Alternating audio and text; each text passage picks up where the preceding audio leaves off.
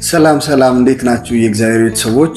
እንኳን ወደ ምልአትዩ በሰላም መጣችሁ። ዛሬ ከኔ ጋራ ስለ አንድ ርዕሰ ጉዳይ በጥልቀት የምንወያይ ወይም ደግሞ የምንማማር ይሆናል ማለት ነው። እሱም በመጽሐፍ ቅዱስ ሐዋርያው ቅዱስ ጳውሎስ በሮሜ መልእክቱ ምዕራፍ 5 ከቁጥር 5 ላይ ያስቀመጠውን የእግዚአብሔር ቃል በሰፊው የምንመለከት ይሆናል። ይህ ቃል እንግዲህ በጣም ወሳኝና ጠቃሚ ነው። ይኸውም ተስፋ አያሳፍርም የሚል ነው ማለት ነው።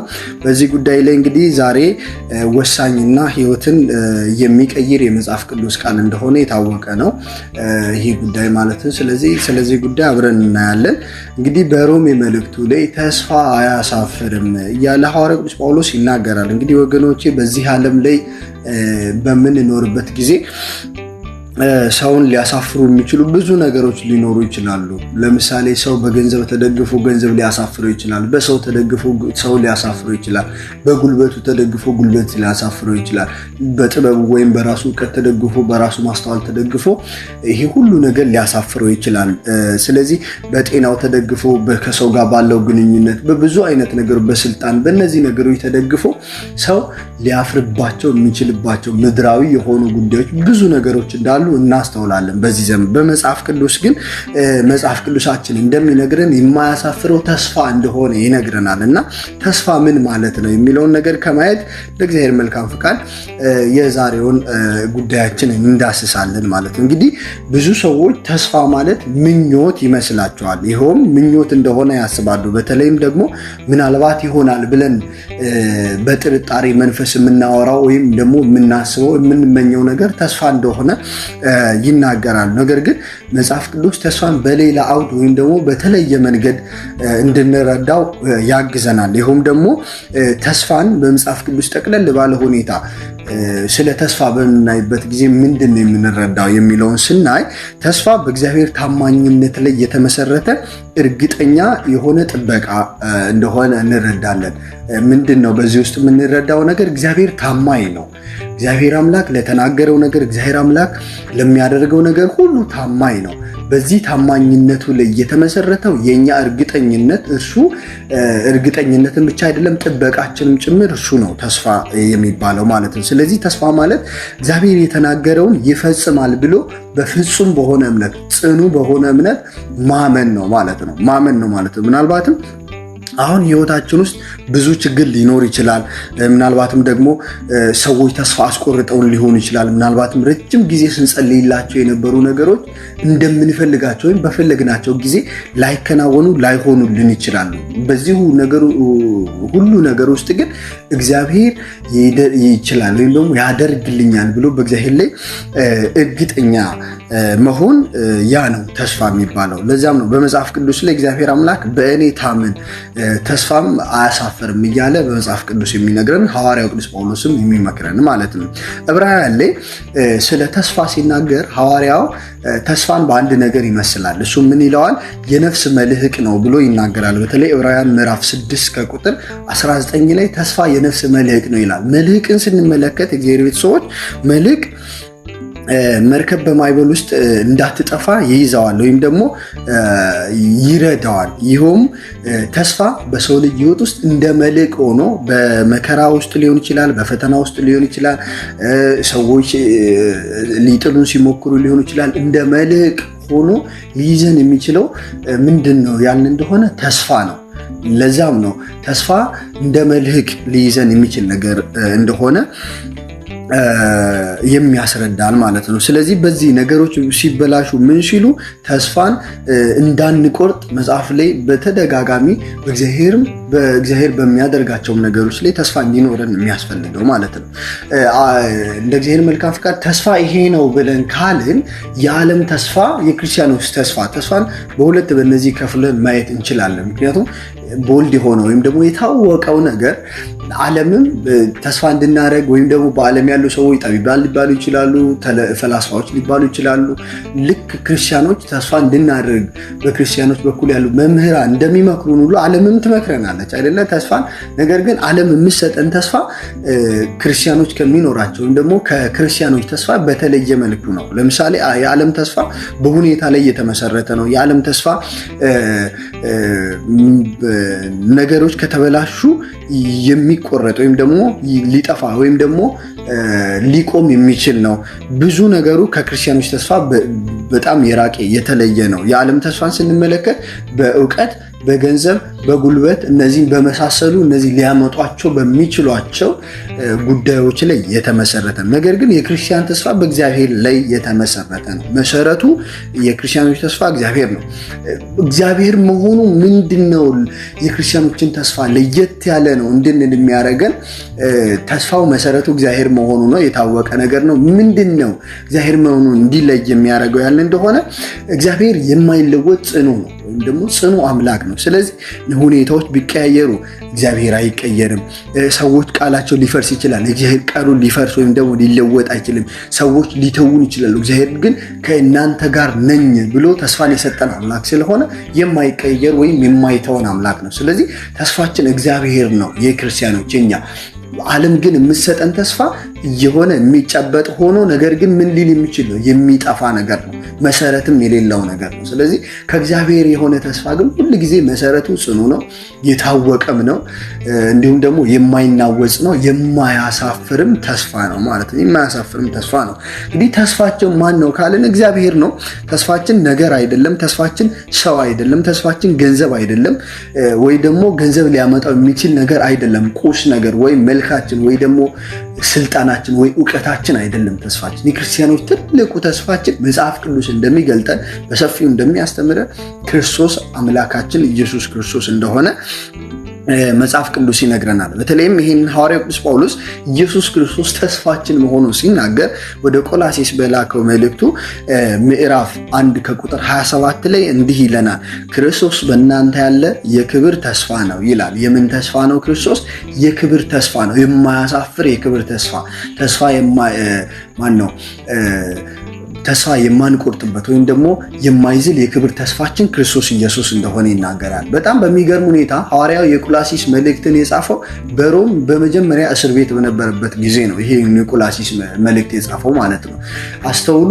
አሁን እርሱ ምናልባት በእኛ ስጋውያን የሆኑ ሰዎች በሱ አይነት ሁኔታ ውስጥ ብንሆን ተስፋ ቆርጠን ልንተወው የምንችላቸውን ነገሮች በዚያ ሁኔታ ውስጥ እያለ ያደርጋል። ለምሳሌ ማን ነው እስር ቤት ሆኖ ከእስር ቤት ውጭ ያሉትን ሰዎች የሚያጽናና? አይዟችሁ በርቱ እያለ ክርስቶስ ኢየሱስ ለእናንተ ያለው ፍቅር ታላቅ ነው እያለ በተስፋ ኑሩ እያለ እሱን ተስፋችሁ አድርጉ እያለ ሊመክር የሚችል ሰው ማን ነው ከዓላማውያን ዘንድ? ሐዋርያው ግን ምንም አይነት ምቹ ሁኔታ በሌለበት ሁኔታ ውስጥ ሆኖ ክርስቶስን ተስፋ እንዲያደርጉ ለሰዎች ሲመክር እንዲሁም ደግሞ ሲያጽናናቸው ሲያጸናቸው እንመለከታለን። ለዚህ ሁሉ ይህን ለማድረግ ምንድን ነው ሐዋርያውን ያነሳሳው ያልን እንደሆነ ሐዋርያው ቅዱስ ጳውሎስ ማለት ነው በክርስቶስ ጽኑ በሆነው መሰረት ላይ ተስፋውን ያደረገ ታላቅ ሰው ስለሆነ ነው። ስለዚህ ክርስቶስ ኢየሱስ ተስፋችን ነው፣ የተስፋችን ምንጭ ነው፣ የተስፋችን መሰረት ነው፣ የተስፋችንም ደግሞ ዋስትና ነው። ይህንን ዋስትናችን መሰረቱን ምንጩ የሆነውን ክርስቶስን ከያዘን ሁል ጊዜ ምን እንሆናለን? የማያሳፍረውን ተስፋ እያያዝን እንዴ። ስለዚህ ክርስቶስ እስካለ ድረስ ተስፋችን አለ። ክርስቶስ ደግሞ ዘላለማዊ ነው። ስለዚህ ተስፋችን ዘላለማዊ ነው፣ የማያሳፍርም ጭምር ነው ማለት ነው። ምናልባትም በህይወታችን ውስጥ ሰዎች አይሆንልህም ወይ ደግሞ ይሄ ነገር አይከናወንልህም ብለውን ሊሆን ይችላል። ግን እግዚአብሔር ይሆናል ካለ የሚችል አምላክ ነው። የሚናገረው ቃል ስልጣን ያለው ነው። እግዚአብሔር የሚያደርገው በስልጣን ነው ነገሮችን ማለት። ስለዚህ ይሄ ስልጣኑ ነገሮች የምንፈልጋቸውን ነገሮች አንዳች እንኳን እንደ ሐሳቡ ብንለምን ይከናወንልናል ብሎ መጽሐፉ እንደተናገረው እንደርሱ በጎ ፈቃድ የምንለምን ከሆነ ነገሮች ይሆኑልናል ማለት ነው። ወይም ደግሞ ይከናወኑልናል። ምናልባት ደግሞ ሁሉ በሮች ተዘግተውብን ሊሆኑ ይችላሉ። እግዚአብሔር ግን አዲስ በርን ይሰጠናል ለኛ። ምናልባት ሰዎች ተመላልሰውበት ያ በር አሮጌ ሊሆን ይችላል። እግዚአብሔር አዲስ በር፣ አዲስ መንገድ፣ አዲስ ህይወት፣ አዲስ አስተሳሰብ፣ አዲስ ነገሮችን በእኛ ህይወት ውስጥ ያመጣል። ምን የምናደርግ ከሆነ እሱን የተስፋችን ምንጭ፣ እሱን የተስፋችን መሰረት፣ እሱን የተስፋችን ማዕከል የምናደርገው ከሆነ ማለት ነው። ይሄ ነገር ምንድነው? በአባቶቻችን ሕይወት ውስጥም ጭምር የምንመለከት ስለሆነ እግዚአብሔርን ተስፋ አድርጎ እግዚአብሔርን ጠብቆ እግዚአብሔርን የተስፋው መሰረት አድርጎ ያፈረ አንድም እንኳን በዚህ ምድር ላይ የለም። ለምሳሌ አባታችን ታላቁ አባታችን አዳምን በምንመለከትበት ጊዜ እግዚአብሔርን በድሎ እንኳን ከእርሱ ርቆ በነበረበት ጊዜ መልሶ እግዚአብሔርን በጸጸት ለምኖት ባለበት ጊዜ እግዚአብሔር ተስፋ ሰጥቶታል። ከልጅ ልጅ ተወልጄ አድንሃለሁ ብሎ የሰጠው ተስፋ ማለት ነው። በጣም በሚደንቅ ሁኔታ ግን አዳም አባታችን ይህንን እውነተኛ የሆነውን ተስፋ ከእግዚአብሔር ያገኘውን ተስፋ በመያዙ ለዘመናት ለ5500 ዘመን እሱን ተስፋ አድርጎ በመጠበቁ እግዚአብሔር የተናገረውን ነገር አልተወም ወይም ደግሞ አላስቀረበትም። መጥቶ ከልጅ ልጁ ከእመቤታችን ከቅድስት ድንግል ማርያም ተወልዶ ተስፋውን ፈጸመ ማለት ነው። በዚህ ምክንያት አባቶቻችን ምን ይላሉ? ተፈጸመ ተስፋው በማርያም ድንግል ወበቀራንዮ ተተክለ መድኃኒት መስቀል። የአባቶቻችን የአበው ተስፋ በማርያም ድንግል ተፈጸመ። እሱም ተስፋችን ክርስቶስ በመውለድ እመቤታችን ቅድስት ድንግል ማርያም ተስፋችንን ሰጠችን ማለት። ስለዚህ ሌሎችም አባቶች ለምሳሌ ታላቁ አባታችን አብርሃም ተስፋ በሌለበት ዘመን ተስፋ አድርጎ ወይም ደግሞ ተስፋ በሌለበት ሁኔታ ውስጥ እግዚአብሔርን ተስፋ በማድረግ በመጠባበቁ ምን አደረገ? እግዚአብሔር አምላክ በሕይወት ውስጥ ታላቅ የሆነ ነገር እንዲሆንለት እንዲያደርግለት አድርጓል። ሮሜ 4 ላይ ሐዋርያው ቅዱስ ጳውሎስ ይህን ጉዳይ በደንብ ገልጧል። ተስፋ በሌለበት ተስፋ አድርጎ አመነ ብሎ አብርሃምም ስለማመኑ ደግሞ የተደረገለት ታላቅ ነገር ይናገራል። ይህ ሁሉ የሆነው ተስፋ በማድረጉ ምክንያት ወይም ደግሞ በእግዚአብሔር ላይ የጣለው ተስፋ ነው። ልጅ አልነበረውም፣ ልጅን አገኘ። ከዚያ በኋላ በዛ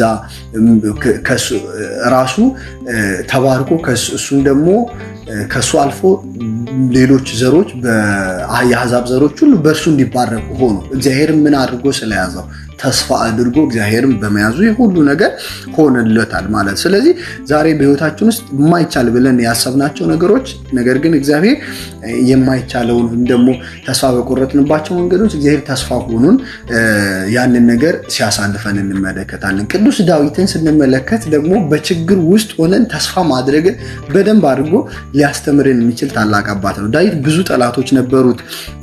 ብዙ ጊዜ በፍርሃት ብዙ ጊዜ በረዓድ ሆኖ በመከራ ውስጥ ሆኖ ሕይወቱን አሳልፏል። ታላቁ ንጉሥ ዳዊት ማለት መዝሙር 42 ላይ ይሄ ዳዊት የሚጨነቀው ዳዊት የሚያዝነው ዳዊት ወይም ደግሞ መከራ የበዛበት ዳዊት ለነፍሱ አንዲት ምክርን ይናገራል። እንዲህ ይላል፣ ነፍሴ ሆይ ለምን ታዝኛለሽ? እንዲሁም በእግዚአብሔር ታመኚ እያለ ነፍሱን ይመክራል። ዳዊት እንግዲህ ራሱን በተስፋ ያበረታ ነበር። ሁላችንም ክርስቲያኖች እንደዚህ በአባቶቻችን ፈለግ ወይም ደግሞ በአባቶቻችን የህይወት አኗኗር ዘይቤ ነው ልኖር የምንገባው። ይኸውም ምን ማለት ነው? ተስፋ ቆርጠን ወይም ደግሞ በሐዘን በተሰማን ጊዜ መከራ በበዛብን ጊዜ ነፍሴ ሆይ ብለን ወደ ራሳችን ልንጮ ይገባል። በእግዚአብሔር ምን በይ ታመኝ፣ እግዚአብሔርን ረዳትሽ፣ እግዚአብሔርን ተስፋሽ፣ እግዚአብሔርን የተስፋሽ ምንጭ፣ እግዚአብሔርን የተስፋሽ መሰረት አድርጊ እያለን ራሳችንን ልንመክርና ነፍሳችንን ወደ እግዚአብሔር ታማኝ እግዚአብሔር እንድታምን ልናደርግ ይገባል ማለት ነው። አንዳንድ ጊዜ ሰዎች ሊያበረታቱን ይችላሉ። ነገር ግን እግዚአብሔር ከሚሰጥን ብርታት አንጻር ሰዎች ሊሰጡን የሚችሉት ነገር ስንመለከት በጣም ያነሰ ይሆናል ማለት ነው። ያነሰ ይሆናል። ለጊዜው ያበረታቱንና ሊሰለቹን ይችላሉ። ተስፋ በእኛ ላይ የማይቆጥረው መድኃኔ ዓለም ኢየሱስ ክርስቶስ ብቻ እንደሆነ እንረዳለን። በዚህ ምክንያት እግዚአብሔር ከኔ ጋር ነው፣ አይተወኝም፣ ይረዳኛል፣ መጨረሻዬም ከንቱ ሆኖ አይቀርም። ስለዚህ ብለን በእግዚአብሔር ላይ ልንታመን ይገባል።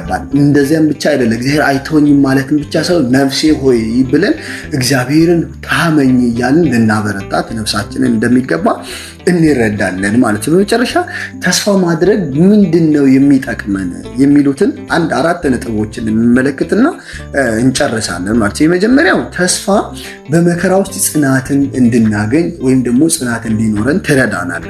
ሰው ተስፋ ካጣ በፍጥነት ይደክማል፣ እንዲሁም ደግሞ ከእግዚአብሔርም ጭምር ሊለይ ይችላል። ታላላቅ አባቶቻችን ለምሳሌ ሰማዕታትን ስንመለከት በመከራ ውስጥ ጽናት እንዲኖራቸው ያደረጋቸው ነገር ምንድን ነው ያለ እንደሆነ በእግዚአብሔር ላይ የነበራቸው ተስፋ ነው። ስለ መንግሥተ ሰማያት የተሰጣቸው ተስፋ። ለምሳሌ ክርስቶስ ኢየሱስ ምን የሚልን ተስፋ ሰጥቶናል? በመጽሐፍ ቅዱስ ስንመለከት በዓለም ሳላችሁ መከራ አለባችሁ አለ። ስለዚህ ክርስቲያኖች ምንድን ነው መከራ አለብን? ይሄ ግልጽ ነገር ነው፣ የታወቀ ነገር ነው። ስለዚህ የተናገረው ቃል የማይቀር አምላካችን ኢየሱስ ክርስቶስ ደግሞ ቀጥሎ ምን ብሎናል? ነገር ግን አይዟችሁ እኔ ዓለምን አሸንፌዋለሁ አለ። የእርሱ ዓለምን ማሸነፍ ለእኛ ምን ተስፋን ይሰጠናል? ዓለም ተሸናፊ እንደሆነች ወይም ልትሸነፍ እንደምትችል እናውቃለን። ክርስቶስ አምላካችን ደግሞ ለአንዴና ለመጨረሻ ጊዜ ዓለምን ድል ነስቶ አሸንፏል። ስለዚህ እኛንም ደግሞ አሸናፊዎች እንዳደረገ እንረዳለን። ለዚህ ነው ሐዋርያው ቅዱስ ጳውሎስ በሁለተኛ ቆሮንቶስ ምዕራፍ 15 ላይ ሞት ሆይ መውጊያ የት አለ እያለ በሞት ላይ የምንዘባበትበትን ኃይል ክርስቶስ አምላካችን እንደሰጠ የሚናገረን ማለት ነው። ይህ ሁሉ ክርስቶስ ኢየሱስ እርሱ ድል በመንሳቱ እኛን ደግሞ ድል ነሺዎች እንደሆንን ሰጥቶናል። ይሄንን በተስፋ ነው የምናገኘው። ስለዚህ ተስፋ በመከራ ውስጥ ጽናት እንዲኖረን ያደርጋል። ሌላው ሰላም ነው። እንግዲህ በዓለም ላይ በጉልህ በምናየው ነገር ዓለም ሰላምን ለመስጠት ብዙ ነገር ስትለፋ እንመለከታለን። ዓለም የሚሰጠው ሰላም በክርስቶስ ላይ ተስፋ በማድረጋችን ከምናገኘው ሰላም ጋር በፍጹም የተለያየ ነው። ዓለም የእግዚአብሔር ቤተሰቦች ስለ ሰላም ስታውጅ በአንድ በኩል ሰላምን የሚያደፈርስ ነገር ይዛ ነው ስለ ሰላም የምታውጅ። ክርስቶስ ኢየሱስ አምላካችን ሰላም ለእናንተ ይሁን ሲል እውነተኛውን ሰላም በመንፈሱ በመንፈስ ቅዱስ አማካኝነት ለዓለም የላከው ክርስቶስ ሰላምን ሲሰጠን ግን ያ የማይናወጥ ጽኑ ሰላም ይሆናል ማለት ነው። በዚህ ጉዳይ ላይ እግዚአብሔር የሚሰጠው ሰላም የተለየ ሰላም እንደሆነ ያውም ያንን ሰላም በተስፋ እንደምናገኘው ሲያስረዳን ሐዋርያው ቅዱስ ጳውሎስ ሮሜ 15 ላይ እንዲህ ይለናል፣ የተስፋ አምላክ በሰላም ይሙላችሁ ይላል። በሰላም የሚሞላን ጽኑ የሆነውን እውነተኛ የሆነውን ሰላም የሚሞላን የተስፋ አምላክ የሆነው ክርስቶስ አምላካችን እንደሆነ እንረዳለን። ምክንያቱም እግዚአብሔር ሁሉን እንደሚቆጣጠር የምናውቀው ነው። ሰላም ከእጁ የሚመነጭ ነው። ፍቅር ከእጁ የሚመነጭ ነው። ስለዚህ ይሄንን እንረዳለን። ሶስተኛው አዲስ ኃይልን እናገኛለን ተስፈኞች ስንሆን ወይም ተስፋ ሲኖረን። ኢሳይያስ ላይ እግዚአብሔር የተናገረው ቃል አለ። ታላቁ ነቢይ ልዑል ኢሳይያስ ምዕራፍ 40 ቁጥር 31 ላይ እንዲህ ይላል፣ እግዚአብሔርን ተስፋ የሚያደርጉ ኃይላቸውን ያድሳሉ ይላል። እግዚአብሔርን ተስፋ ማድረግ የታደሰ ሁልጊዜም ኃይላችን እየታደሰ እንዲሆን ወይም ደግሞ እንዲሄድ ያደርግልናል። ይህንን እንረዳለን። የመጨረሻው ፍርሃትን ማጥፋት ወይም ተስፋ ያለው ሰው ነገ ምን ይሆናል ብሎ አይጨነቅም፣ አይፈራም፣ አይተባም፣ ጽኑ ይሆናል። ሁል ጊዜ በእግዚአብሔር ላይ መታመኑ የሆነለት ሰው ነገ በማን እጅ ነው ብሎ ያምናል? በእግዚአብሔር እጅ ነው። ስለዚህ በእግዚአብሔር እጅ የሆነ ነገር ያለ ነገር ሁሉ ደግሞ ምን እንደሆነ እንረዳለን፣ መልካም እንደሆነ እንረዳለን። ከእግዚአብሔር ዘንድ ክፋት የለም። ከእግዚአብሔር ዘንድ መጥፎ ወይም ደግሞ ክፉ ነገር የለም። ስለዚህ ነገ በእግዚአብሔር እጅ ላይ ነው ስንል ነገ መልካም ነው ማለታችን ነው። ባይ ዲፎልት ምን ማለት ነው? እግዚአብሔር መልካም ስለሆነ ከእርሱ ዘንድ ሁል ጊዜ መልካም ነገር ስለሚገኝ፣ ስለዚህ ፍርሃትን እናሸንፋለን። ስለ ነገ አንፈራ። ነገ በእጁ ያለ አምላካችን እግዚአብሔር ወዳጃችን ነው። ተስፋችን መሰረቱ በሱ ላይ ነው። ምንጩ የተስፋችን እሱ እንደሆነ ስለምናውቅና ስለምንረዳ በስተመጨረሻም ለምን ተስፋ አያሳፍርም ተባለ የሚለውን ነገር አይተን እንጨርሳለን። እርሱ ምንድነው? ሮሜ 5:5 ላይ እመልሳችኋለሁ። ሮሜ 5:5 ላይ ተስፋ አያሳፍርም ከማለቱ በፊት አንድን ቃል ሐዋርያው ቅዱስ ጳውሎስ ይናገራል። እንዲህ አለ፣ በመንፈስ ቅዱስ የእግዚአብሔር ፍቅር በልባችን ስለፈሰሰ ተስፋ አያሳፍርም ይላል። ይህም ማለት እግዚአብሔር ይወደናል። የእግዚአብሔር ቤተሰቦች እግዚአብሔር ፍጹም በሆነው ፍቅር ይወደናል። እግዚአብሔር የሚወደን ደግሞ ከሆነ ተስፋችን ምን አይልም? አያሳፍርም። እግዚአብሔር የሚወደን ከሆነ መጨረሻችን ጥፋት አይሆንም። እግዚአብሔር የሚወደን ከሆነ ለሕይወታችን ዓላማ አለው። በዚህም ምክንያት አለ እግዚአብሔር ለእኛ ካለው ፍቅር የተነሳ ተስፋችን አያሳፍርም እያለ ሐዋርያው ይመክረናል። ምናልባትም ወገኖቼ ዛሬ በከባድ ሁኔታ ውስጥ ልንሆን እንችላለን። ሁላችንም ሰፈር እያደረግን ያለ ነው እየገጠመን ያለው እያንዳንዱ ነገር ሊከብደን ይችላል። የገባንበት ጥልቅ በጣም ከአቅማችን በላይ ሊሆን ይችላል። በላይም በታችም ያለው አምላካችን እግዚአብሔር ጥልቅ ለሱ ምንም አይደለም። ያንን ተስፋ ማድረግ እንችላለን ማለት ነው። መርሳት የሌለብን ነገር በእግዚአብሔር ከፍቅሩ የተነሳ ያገኘነው ተስፋ የማያሳፍር እንደሆነ፣ በእግዚአብሔር ያለን ተስፋ ፈጽሞ የማይወድቅ ጽኑ እንደሆነ ልናውቅና ልንረዳ ይገባል። ሰዎች ቢተውን እግዚአብሔር አይተወንም።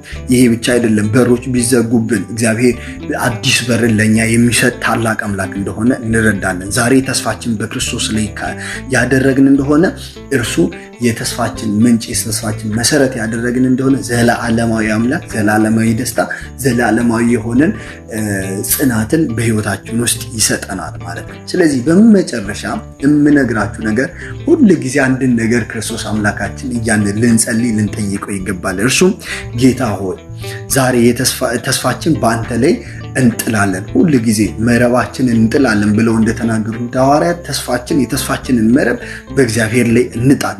የተሰበረውን ልብ አጽናና፣ ተስፋ የቆረጠውን አበርታ፣ በመከራ ውስጥ ያለውን ኃይል ስጠው፣ በቅዱስ መንፈስ ሰላምንና ደስታን ሙላበን። በእርሱ ያለ ክብር ጽን ለአንተ ይገባል፣ ዛሬም ዘወትርም ለዘላለሙ አሜን። ተስፋ አያሳፍርም። ወስብሐት ለእግዚአብሔር።